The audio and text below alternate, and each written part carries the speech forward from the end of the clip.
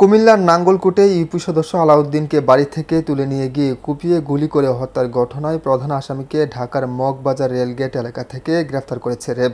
শুক্রবার দিবাগত রাতে অভিযানটি শেষ করেন র্যাব।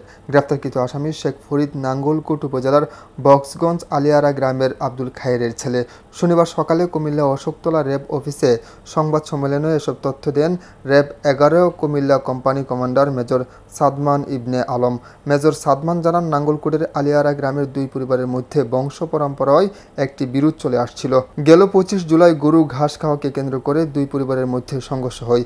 সেদিন দফায় দফায় সংঘর্ষে উভয় পক্ষের 15 জন গুলিবিদ্ধ সহ 25 জন আহত হয়। এই ঘটনার রেশ ধরে গেল 3 আগস্ট দুপুরে আলিয়ারা গ্রামের বাসিন্দা আলাউদ্দিন তার চাচাতো ভাইয়ের জানাজার নামাজ শেষে বাড়ি ফেরার পথে দুর্বৃত্তরা তাকে একটি সিএনজিতে তুলে নিয়ে গুলি করে হত্যা করে।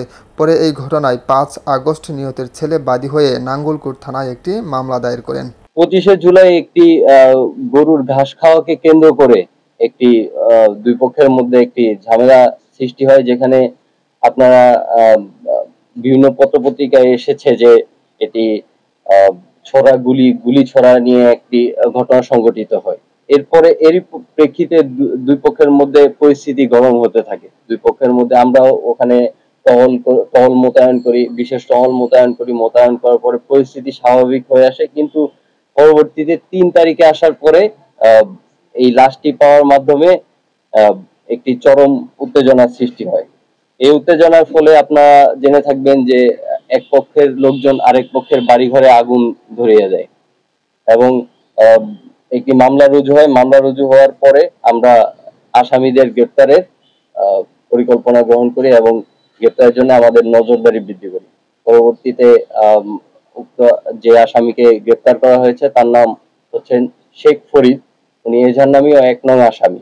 পালিয়ে যাওয়ার পরে প্রাথমিকভাবে তাকে জিজ্ঞাসাবাদ করা হয়। প্রাথমিক জিজ্ঞাসাবাদে সে ঘটনাস্থলে উপস্থিতির কথা স্বীকার করেছে এবং গ্রেপ্তারকৃত আসামির বিরুদ্ধে পরবর্তী আইনানুগ ব্যবস্থা নেওয়ার জন্য আপনারা দেখেছেন অলরেডি ইনভেস্টিগেটিং অফিসার এসেছেন। আমরা তাকে হ্যান্ড ওভার করে দিয়ে দিব। হাবিবুর রহমান মুন্না, আমার বার্তা, কুমিল্লা।